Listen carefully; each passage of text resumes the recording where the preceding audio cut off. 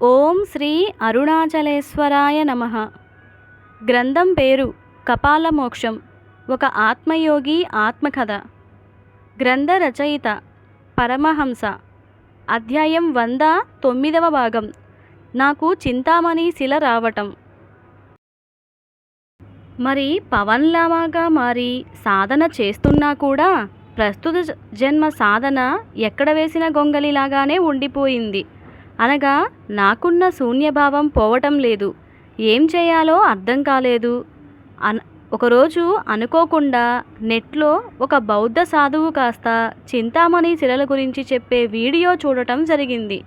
దాని ప్రకారం చూస్తే ఈ శిలలు 300 సంవత్సరాల క్రితం హిమాలయ పరిసరాలలో ఉండేవని, వాటిని బుద్ధుడు సేకరించి తన శిష్యులకి బహుమతిగా ఇచ్చి ధరించమనేవారని, ప్రస్తుత భౌగోళిక మార్పుల వలన ఈ శిలలు కాస్త అమెరికాలోని యారిజోనా ఎడారి ప్రాంతంలో దొరుకుతున్నాయని, వీటిని ధరించటం వలన శాంతి, ఆరోగ్యం, జ్ఞానవృద్ధి కలుగుతుందని అంటూ ఈ ఎడారిలో దొరికిన చింతామణి శిలను చూపించడం జరిగింది.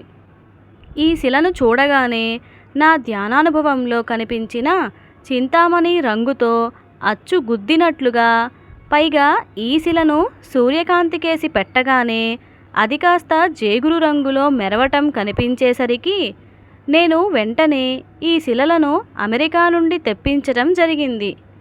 విచిత్రం ఏమిటంటే, నేను తెప్పించిన ఈ శిలలు హిమాలయ పరిసరాల నుండి సేకరించినవని ఆ కంపెనీ వాళ్ళు ఒక ప్రూఫ్ కాగితమును పంపించడం జరిగింది.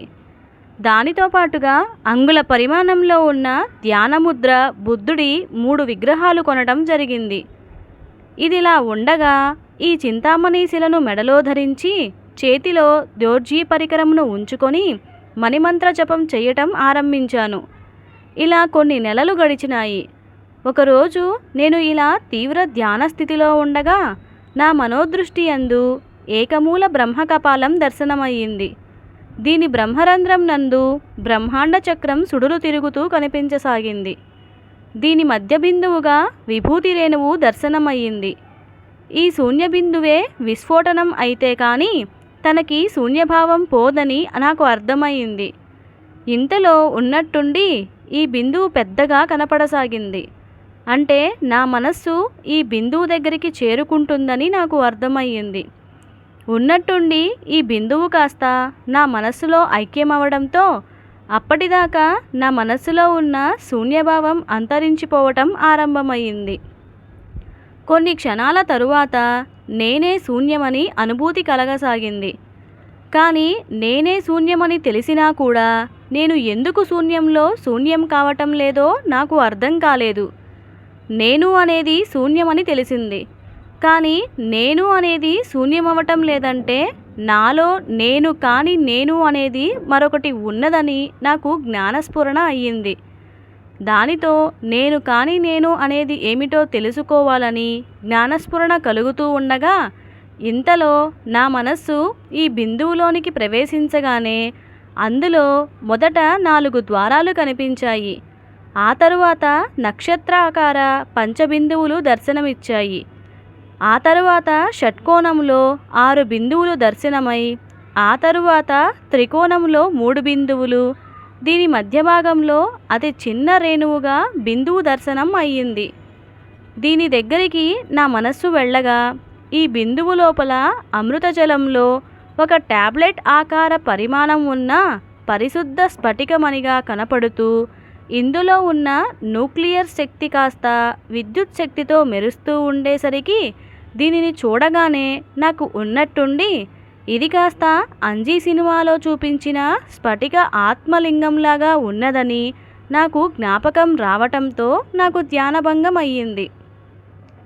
విచారణ మొదలుపెట్టి నాకు శూన్య బిందువులో కనిపించిన వాటిని గుర్తు చేసుకోవటం ఆరంభించాను. అనగా 4 ద్వారాలు, పంచబిందువులు, 6 బిందువులు, 3 బిందువులు కలిపి చూడగా 4 + 5 + 6 + 3 మొత్తం 18 వచ్చింది. ఈ సంఖ్యను చూడగానే నాకు మహాభారతంలోని కొన్ని విషయాలు జ్ఞాపకం వచ్చినాయి. అనగా మహాభారతంలో 18 పర్వాలు, కౌరవుల సైన్యం 11 ఔక్షహిణులు, పాండవుల సైన్యం 7 అక్షౌహిణులు, కలిపితే మొత్తం 18 అక్షౌహిణులు. ఈ యుద్ధం 18 రోజుల పాటు జరిగితే ఇందులో చివరికి 18 మంది మాత్రమే మిగిలినారు. ఈ యుద్ధ సైన్యం లెక్క కడితే ఏనుగుల సంఖ్య 21,870, రథాల సంఖ్య 21,870, గుర్రాల సంఖ్య 65,610.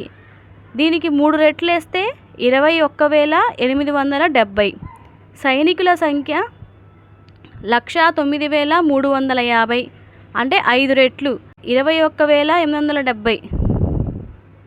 ఈ మొత్తం సంఖ్య 2,18,700. ఈ సంఖ్యలను కలిపి కూడితే 18, అనగా 2 + 1 + 8 + 7 మొత్తం 18 వస్తుంది. భగవద్గీతలో ఉండే అధ్యాయాలు 18. భారతీయ పురాణ ఇతిహాసాల యందు 18 సంఖ్యను తీసుకుంటే అది 4 వేదాలలో ప్రతి వేదమునకున్న అధ్యాయాలు 18, పురాణాలు 18, ఉపపురాణాలు 18, ధర్మశాస్త్రాలు 18. ఇక మన దేహంలో పంచ ఇంద్రియాలు 5. అవి కన్ను, ముక్కు, చెవి, నోరు, చర్మం. జ్ఞానేంద్రియాలు 5. చూచుట, వాసన, వినుట, రుచి, స్పర్శ. మనోచిత్తాలు 4. మనస్సు, బుద్ధి, చిత్తం, అహంకారం. గుణాలు 3. సత్వ, రజో, తమో. జీవశక్తి 1. ఇలా వీటిని కలిపితే 5 + 5 + 4 + 3 + 1 ఇలా వచ్చేది కూడా 18. అయ్యప్ప స్వామి మెట్లు 18, వేదాలలో చెప్పబడిన అస్త్రాలు 18, ఆదిత్య హృదయంలోని శ్లోకాలు 18, దుర్గాదేవికి చేతులు 18 అని. అలాగే కర్మ సిద్ధాంతములో 18 మంది కర్మ ప్రదాతలు ఉన్నారని చెప్పటం జరిగింది. వారు 4 వేదాల జ్ఞాన ప్రతినిధులు, పంచభూతాలు, షట్కాల ప్రతినిధులు, అనగా సూర్య, చంద్ర, పగలు, రాత్రి, 2 ఉభయ సంధ్యాకాలాలు. ఇవి 6. ఆ తరువాత ఆత్మ, ధర్మగుణం, యమధర్మరాజు, ఇవి 3. ఇలా 4, 5, 6, 3 ఇలా 18 మంది ఉంటారని తెలుసుకున్నాను. ఇంతవరకు బాగానే ఉంది. కానీ నా సాధనకి ఈ 18 సంఖ్యకి గల సంబంధం ఏమిటో నాకు ఒక పట్టాన అర్థం కాలేదు. కానీ ఇందులో ఏదో తెలియని మర్మరహస్యం ఉన్నదని నాకు అర్థమయ్యింది. బాగా విచారణ చేస్తే ఇది భావస్థితిగతులను తెలుపుతోందని, అనగా మనలోని ప్రతి భావానికి 18 భావస్థితిగతులు ఉంటాయని నాకు జ్ఞానస్ఫురణ అయ్యింది. అనగా ఆనందభావం తీసుకొని ఉంటే 18 రకాల ఆనందాలు ఉంటాయి అన్నమాట. అలా మీరు ఏ భావం తీసుకున్నా దానికి 18 రకాల ఒకే రకమైన భావాలు ఉంటాయి. ఉదాహరణకు మన తెలుగు భాషలో స్త్రీమూర్తి అనే పదం చెప్పడానికి ఎన్ని పదాలు ఉన్నాయో మీకు తెలుసా? వనిత, కాంత, పడతి, మహిళ, రమణి, వెలది, ఆడది, అతివ, కోమలి, నారి, నవల, నాతి, యువతి, రత్న, మగువ, భామ, తరుణి, కళ్యాణి ఇలా 18 పేర్లు ఉన్నాయి. ఈ లెక్కన చూస్తే నాలో ఉన్న శూన్యభావానికి కూడా 18 రకాల శూన్యస్థితులు ఉండి ఉండాలి. అంటే ప్రారంభ శూన్య బిందువులోనికి నా మనస్సు వెళ్ళటంతో ఈ 18 శూన్యస్థితి గుర్తులు, అనగా 4, 5, 6, 3 అనేవి, అనగా శూన్యభావము, శూన్యము, మహాశూన్యము, పరమశూన్యము, ఇలా పూర్ణ శూన్యముగా 18 స్థితులు ఉంటాయని నాకు అర్థమయ్యింది.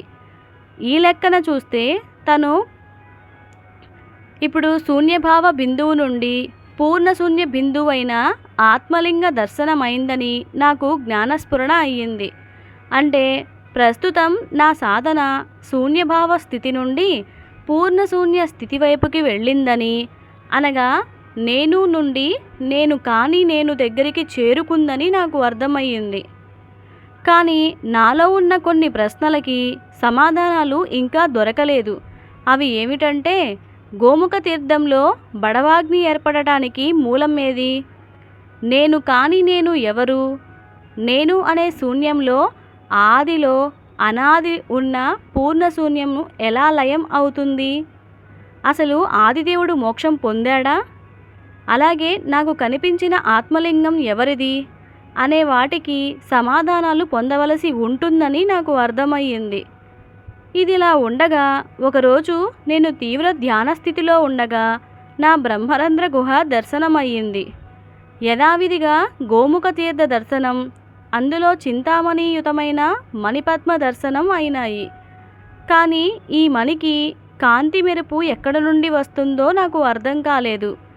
ఎందుకంటే రత్నాలు లేదా మణులు స్వయంగా మెరవలేవు.